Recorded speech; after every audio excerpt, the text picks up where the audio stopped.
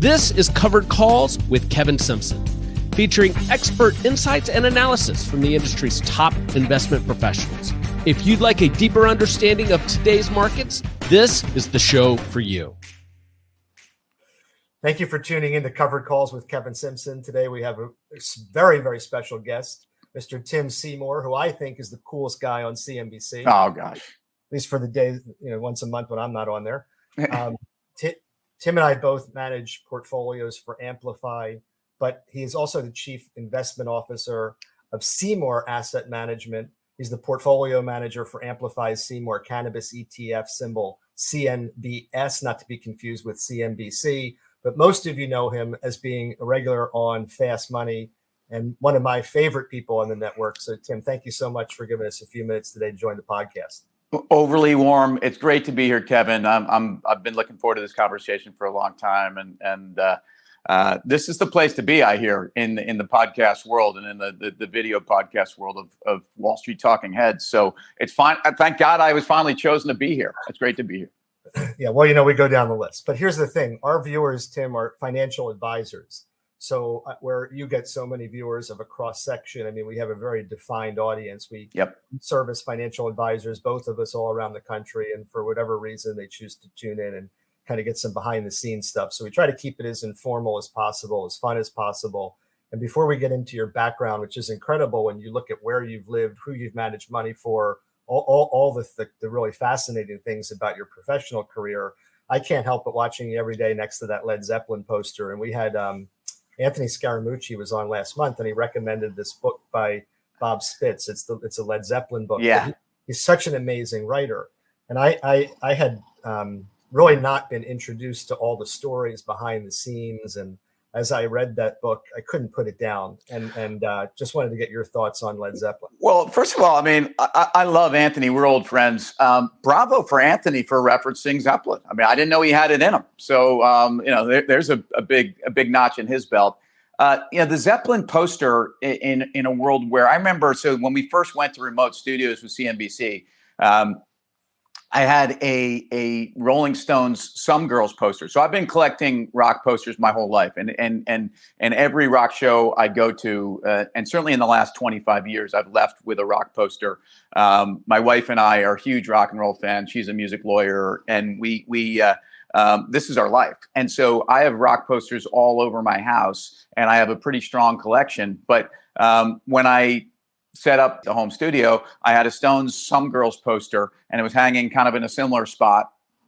And at some point, a couple of weeks in, I get a call from the legal compliance, whatever team at CNBC that oversees the complaints that they get from somebody somewhere. And I don't know if this was network sponsors. I don't know what this was, but they had a problem with the exposed midriff of the cartoon character wearing the Andy Warhol kind of like look back thing.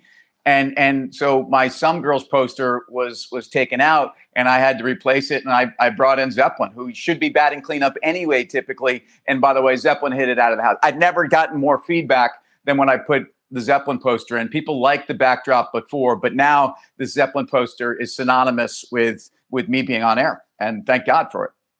Well, I know you're a drummer. How's your how are your sticks compared to Bonzo? My Bonham's, look, Bonham is one of these guys that is like all of the great drummers, and he's probably in the top 5. I prefer not to rank them. If gun to the head, I'm a Keith Moon guy, but there's nobody probably that's more spectacular than Neil Peart, the late Neil Peart of Rush.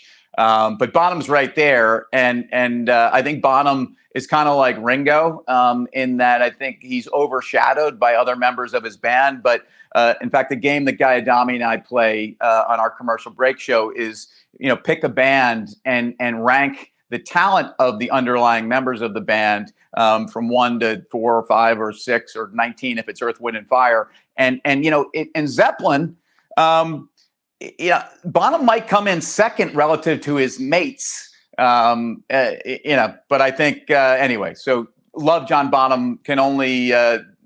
Could dare ever to walk in his shoes or in his drumsticks. What a life he led. I was curious because noticing the pictures and then kind of with respect to home studios, this one excluded, it seemed like a lot of people were competing for different pictures. So I was thinking of Bob Pisani, who had a rotating, just an awesome display of background. I don't know how many people picked up on it, but it was almost like every day we were looking forward to see what Dead poster he'd have. I run into Bob at more music shows in New York City. I've run into him at the Beacon Theater, which for your audience is one of the iconic rock and roll venues in the world. It just happens to be 2 blocks from my house, so there's no excuse not to get there. And I see Bob. Bob's an old friend, an incredible on-air talent at CNBC in terms of what he's done for markets over the years. And he's got great taste in music. If I'm Bob, I would tone down the acid trips on his pictures a little bit, because for some people it's overly aggressive. No, but I love his posters. They're fantastic. He's a really smart guy. We did an article together the other day, and he was making some references that I was like, most people wouldn't get these. I didn't realize you were that deep, but a pretty smart dude. Bob is very smart.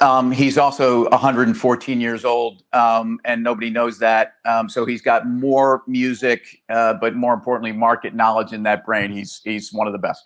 I'll tell you a funny story. It was probably 4 or 5 years ago that I took my son to the floor of the New York Stock Exchange. He had never been there, and someone introduced us to Bob, and he was as gracious as anyone could be. He gave us a tremendous tour. He was super nice to my son, which is always something that scores a lot of points with me.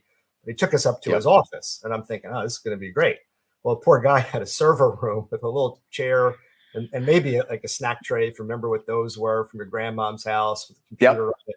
So you realize how precious the space is within the New York Stock Exchange, but at least he had an office.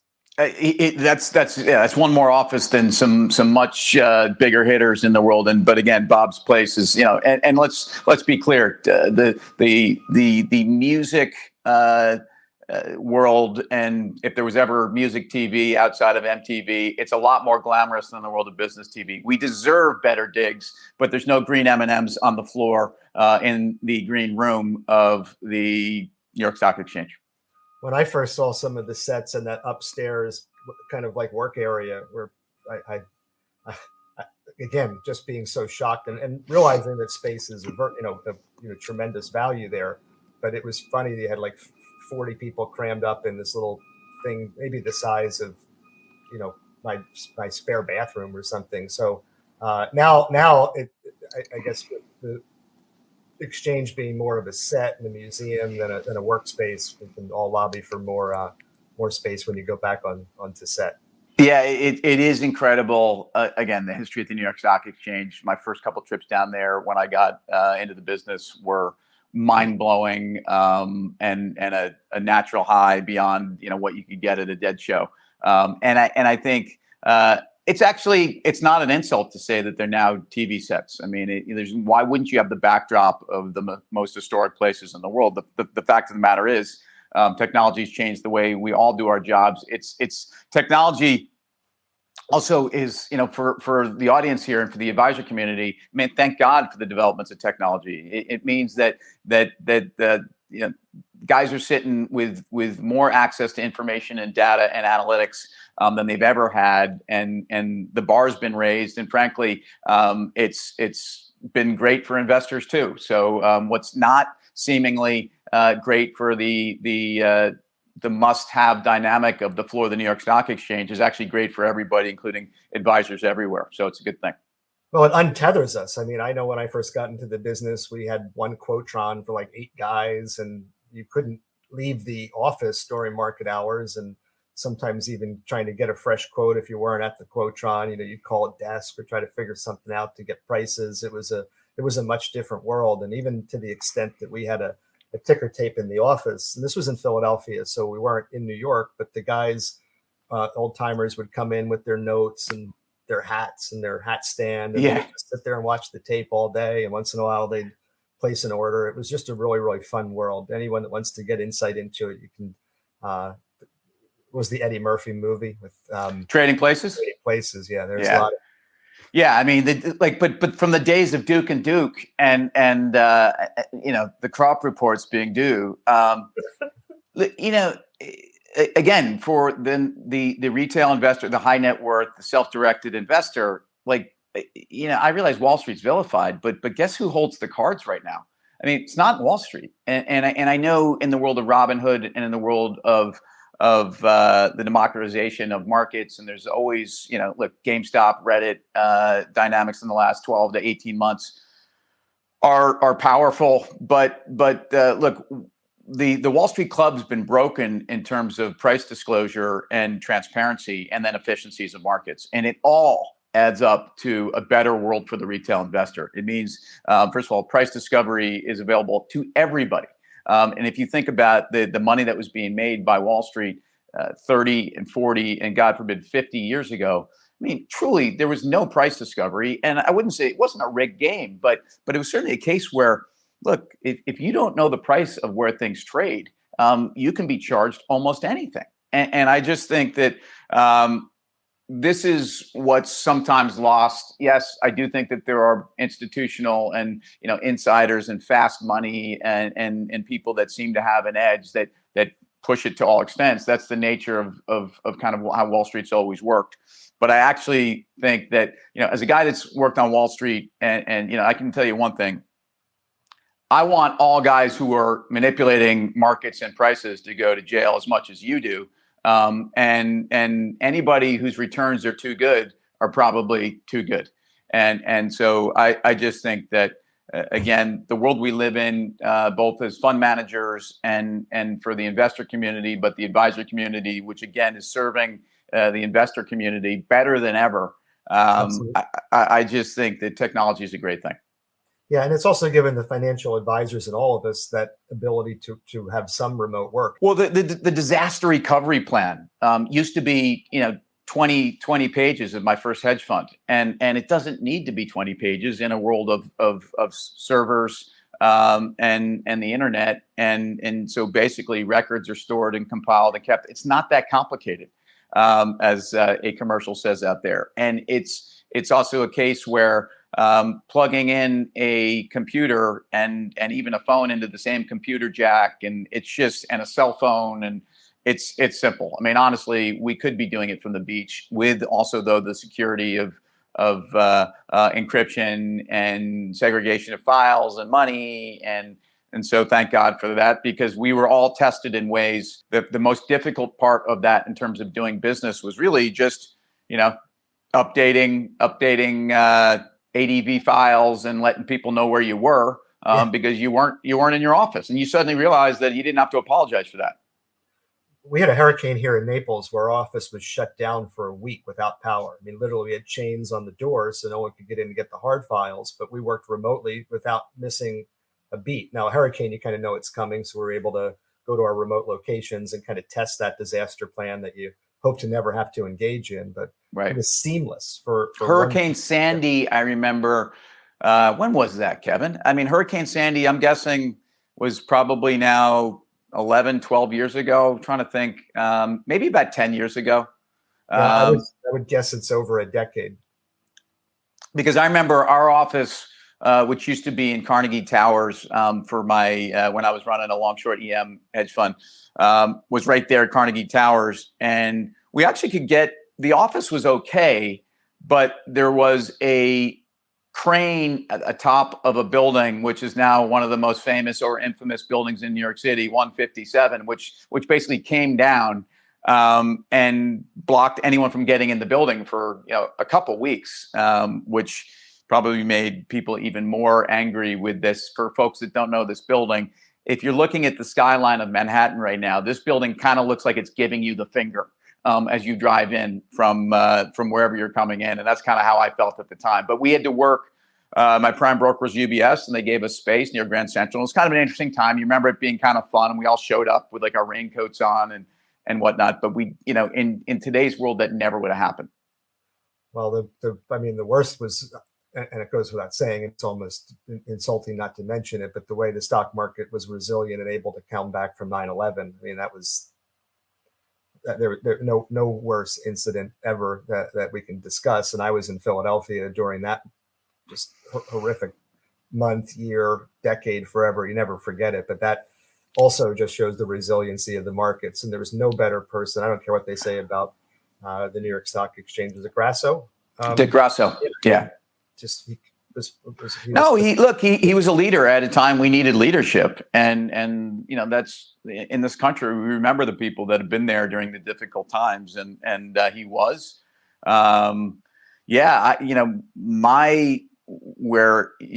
you were when in a world of I heard from my parents, it was JFK shot and things like that. In fact, with the whole new Beatles Get Back thing going on Disney Plus, which is wild, by the way. If anyone who hasn't seen this, you don't even have to be a Beatles fan to be so drawn into this. And sorry for this tangent, but we're talking rock and roll today as well.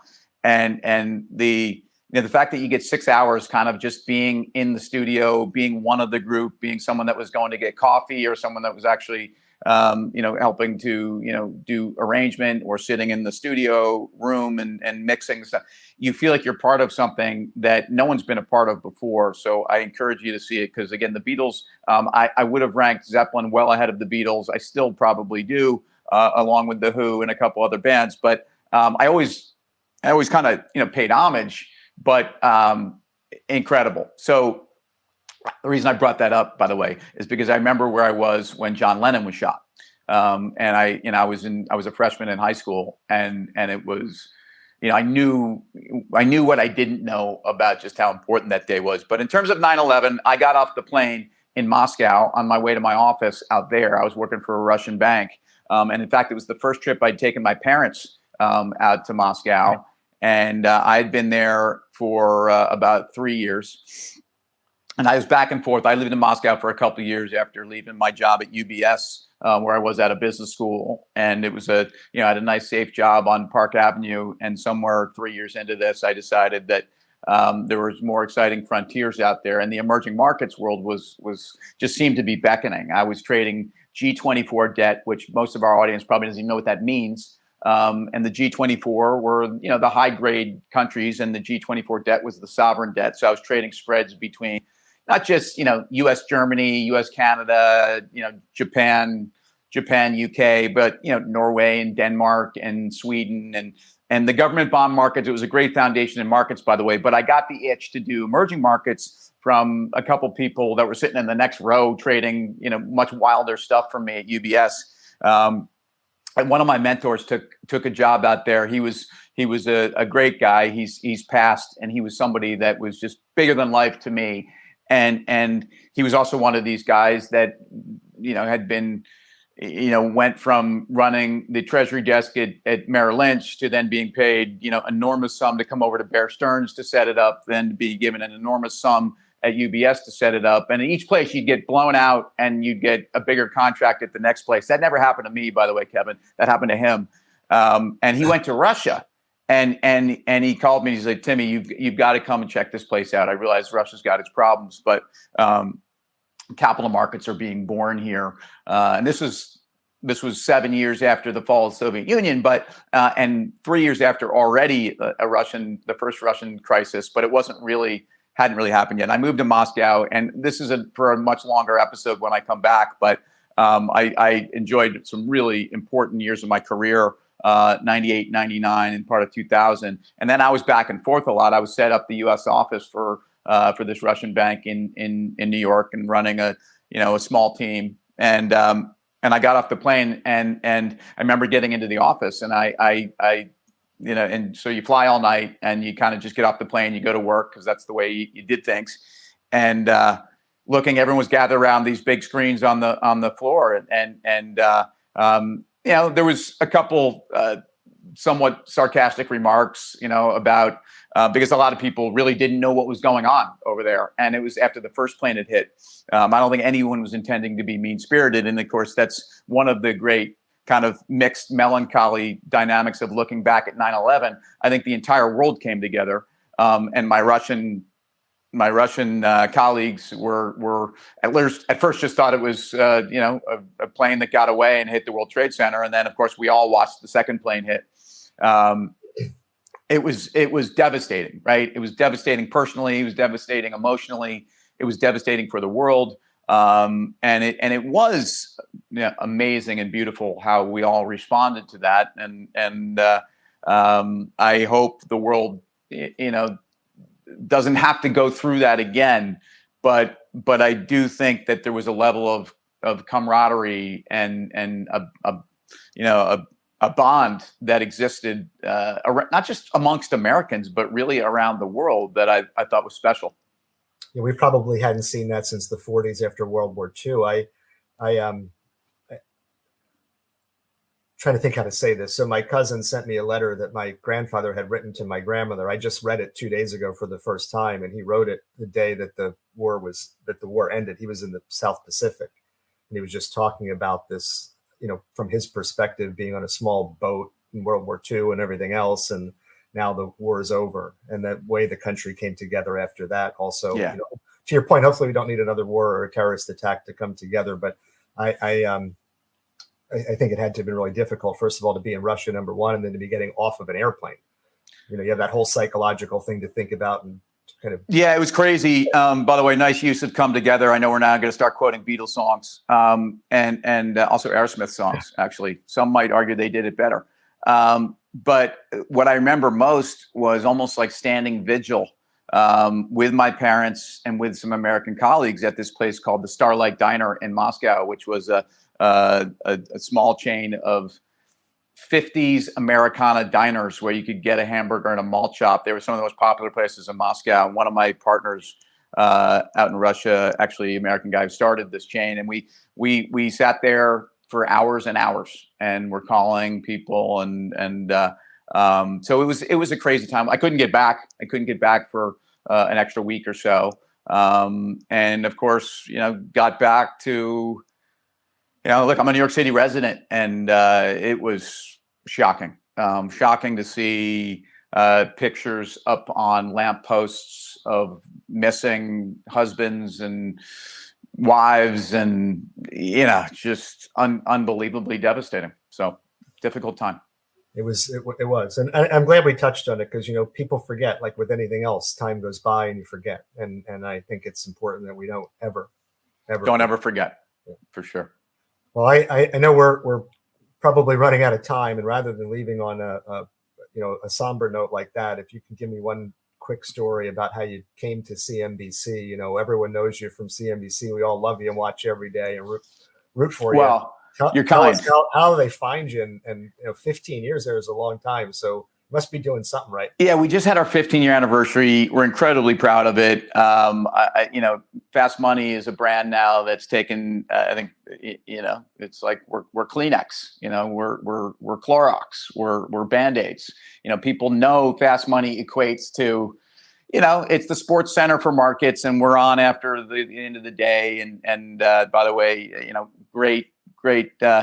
TV wisdom and production to understand that this was something that markets needed and never really had, because the reason why we all love sports, but we all love markets, because every day there's something new, and every day you can be someone that trades government bond debt, but you care a lot about what's going on in the equity market, even if it's not your core expertise. Or you don't have to be a professional athlete to want to watch what's going on in sports or even play. Anyway, so 2001 or two was my first time ever being on financial TV to promote this business I was running in the U.S. for this Russian investment bank, and I remember it well. I called a PR agency and I just said, get me on financial TV so that people know that I'm actually an American guy running a Russian investment bank in New York in 2002. And that, by the way, emerging markets and commodities and things that people really are starting to care about, they should care about, and that we're not KGB.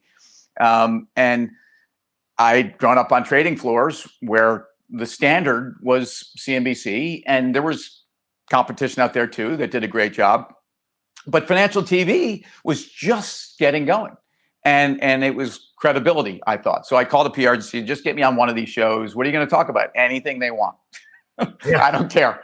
I think we should probably be talking about oil. Russia's actually the world's largest producer. And I've got some views on this and some insight. There's an OPEC meeting coming up. Why don't I talk about these three things? And this is why it's important to their audience. And off they went, and they came back.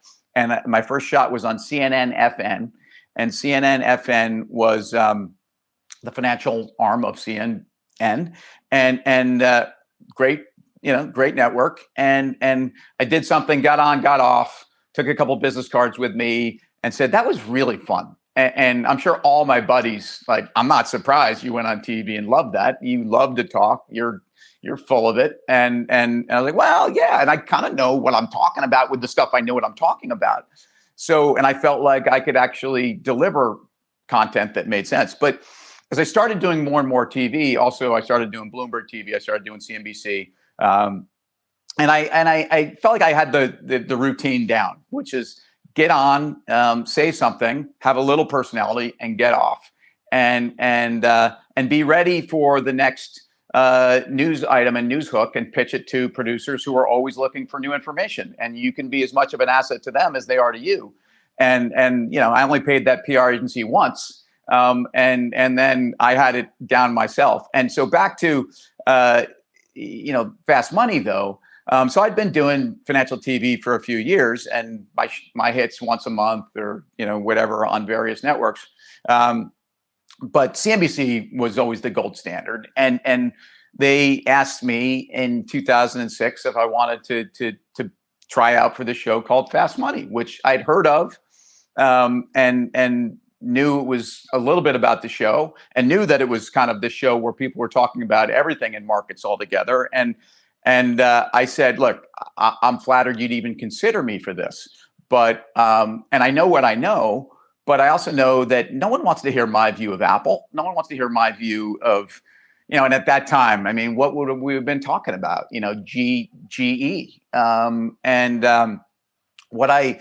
But what I also knew was that, this was, look, the jury of your peers on Wall Street is the most important thing I've ever worried about. I never really worried about, it's about credibility and respect. And is Seymour, does he know what he's talking about? So I was actually really concerned that the minute I started talking about Apple or GE, that there'd be rotten tomatoes chucked at screens around Wall Street trading floors. And there probably was. But I think a lot of people didn't really at first understand what Fast Money was there to do. And it's not like we're doing God's work, but we're there to talk about, we're there to be the greatest insult that they thought they could deliver to Fast Money was the greatest compliment. Yes, you're right. We are an inch deep and a mile wide. That's kind of the point.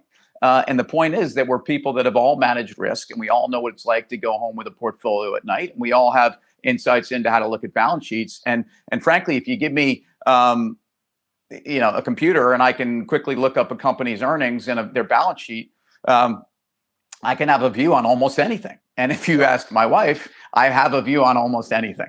So, you get to this place where, it's an honor to do what we do. It really is. And I hope we're doing it for another 15 years. It's been fantastic. And again, I think we all have a slightly different personality. We all bring a slightly different, something to the table.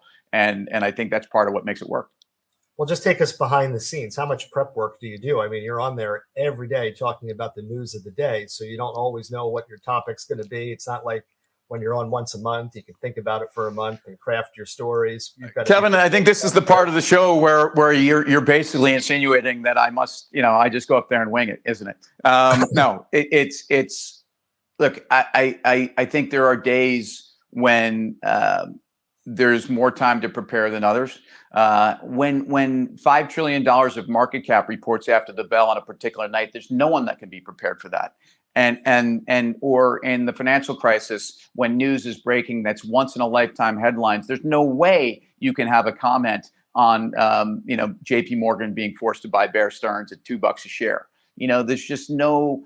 So part of it is you learn to, again, be, live TV for all the people that are scared to death about it is actually really liberating because it's okay. It's live TV. And outside of, potty mouth, everything else, it's okay to be like, hey, look, this just happened. I don't really know what the eventual outcome is going to be, but my hunch is based upon these three things having happened before when this kind of stuff happened. Here's what I think is going to happen. That's the best thing we can do for the viewer. And I think that's really what I hope people take away from that, because again, do your work. We don't have all the answers. All those cliches, right? I mean, if I'm wrong 49% of the time, I'm doing really well. But I think the show does look. We take it seriously. Everybody is, understands the position we have to actually, be telling the story. And you want to do it with facts. I think the greatest thing to do is not be overly prepared. It's to be consistent. And markets don't change every day, even though news items do. And I don't think market setups change every day. There are momentous days, and there are some days, and I think 6 weeks ago we had Jerome Powell really forcibly and decidedly changed the tone of the Fed. I think we had a day 3 weeks ago where you had a parade of Fed governors and regional Fed governors that actually are voting members of the Fed that basically pointed out how far behind the curve they were on inflation. Those are days when I think it's okay to reassess, especially when a Fed put has been such a dominant part of an investment profile. But the best thing to not do on CNBC and on Fast Money is to go out there each night and try to say, you're never going to see this again, or this is the most important thing that's ever happened, or oh my God, buy, or sell. That is, if you ever see me doing that, start throwing rotten tomatoes at your screen, as I thought they would back in the day. You do an amazing job. It's a voice of reason. All of you are a calming influence, even in days of high volatility. And it's that idea that markets are here for the long term, not for the trader. I've always tried to talk to financial advisors about the fact that if they can communicate with clients, I know so many wealthy, incredibly wealthy investors. And I personally, I don't know one incredibly wealthy trader. It's right. The gambler tells you about all their wins. The fishermen tell you about all their catches. But this is a long game, and you do a fantastic job of keeping us on track. And I'm grateful. Well, Kevin, thank you. Those are kind words, and it's great to, one of the nice things about getting older is that the trophies you pick up along the way are, oh wow, I guess I've been doing this a long time, and Wall Street's actually a pretty tight community, and so it's a pleasure to be on this show, and to you're spending a lot of time trying to educate or continuing to educate or extending the education of folks that care as passionately as we do about markets. And, markets are incredibly exhilarating, frustrating, challenging, and rewarding. So thanks for your time today. And let's do this more often. Yeah, man. Thank you for coming on. The new advisors love hearing stories, and we gave them a lot of great ones today. So awesome. For coming on. Good luck on Fast Money today. We'll all be watching. Thank you so much. We're dark for the Olympics, man. So I don't know when this is going to air. Listen, you're going to have a tough time coming back with these curling fans. I mean, we're watching mixed curling here, and it's captivating. If there wasn't ever an endorsement, look, someone should throw this conversation up on .com, because the fact that there isn't, I'm a company man, but the fact of the matter is we've been edged out for curling is absurd. And to try to make people believe that, no, you just don't understand curling. Actually, it actually should be on is also absurd, because curling should not be on. Fast Money should be on. And then if you want to put on curling later, that's fine. Although this hasn't been our greatest Olympics. NBC, you're doing a great job. Love NBC, love Peacock, go Olympics, and go American gold, man. It's been kind of a tough start. Listen, as a man with the mustache, I'm big curling fan. I don't know what the hell's going on. I don't know what they're doing, but they seem like it's really important. And I agree. We could start curling at 7:00 and life would be perfect. Yeah. Enjoy a couple of days off. Yeah, no, look, there's plenty to do. I'll find things to do. And, if you need me back on before we go back on air, I'm here. We may call you up again. Go USA. All right. Go USA. Kevin, thanks a lot. Thanks, Tim. Thanks for joining us.